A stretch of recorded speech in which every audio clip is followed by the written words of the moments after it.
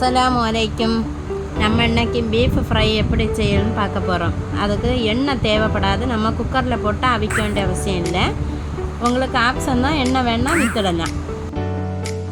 எப்படி செய்யுது பார்க்குறேன் வாங்க. அரை கிலோ பீஃபு, 1 டீஸ்பூன் மஞ்சத்தூள், 1 டீஸ்பூன் மிளகாய்த்தூள், தேவையான அளவு உப்பு, 1 டீஸ்பூன் பெப்பர் தூள், 1 டீஸ்பூன் பெருஞ்சீரத்தூள், 2 டீஸ்பூன் இஞ்சி பூண்டு விழுது,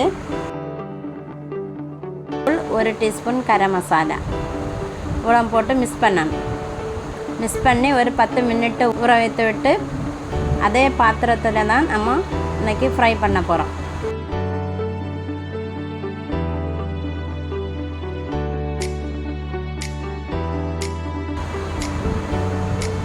ஒரு 10 நிமிஷம் வேக விடணும் மூடி போட்டு.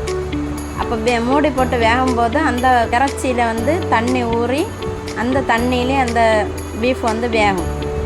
நம்ம எக்ஸ்ட்ரா தண்ணி ஊற்றணுன்ற அவசியம் இல்லை. அது 10 மினிட்டு கழிஞ்சதும் மூடியை திறந்து 2 வட்டம் அங்கே இங்கே மாட்டு வதக்கி திரும்பவும் மூடி போட்டு இன்னும் ஒரு 10 மினிட்டு கழிஞ்சதும் திரும்பவும் திறந்து 2 வட்டம் வதக்கணும். நமக்கு தேவையான ஆப்ஷன் அது போல் ஆப்ஷன் தான். எண்ணெய் உங்களுக்கு வேணும்னா நீங்கள் விற்றலாம்.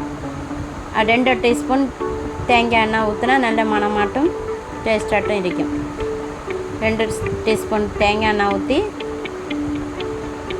2 வட்டம் வதக்கி தட்டையில் பரிமாறவும்.